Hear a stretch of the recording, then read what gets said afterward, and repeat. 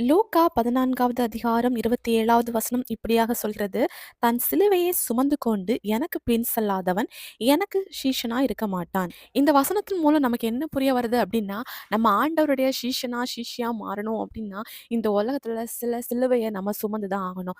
சிலுவைனாலே அது ஒரு பாரம். தாங்க முடியாத ஒரு பாரம் தான்.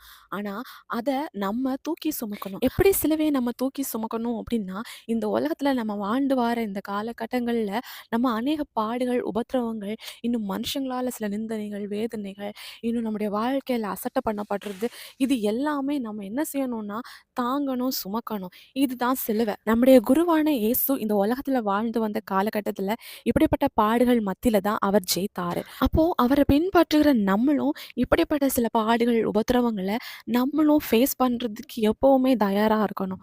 அப்பதான் நம்ம ஆண்டவருடைய சீஷியா மாற முடியும். அப்படி மாறும்போது தான் ஆண்டவர் கூட இன்னும் அதிகமா நெருங்க முடியும். பாடுகள் மத்தியில தானே நம்ம ஆண்டவர அதிகமா தேடுவோம். அப்போ தானே நம்ம அதிகமா அவர் மீது இன்னும் நாட்டம் கொள்வோம்.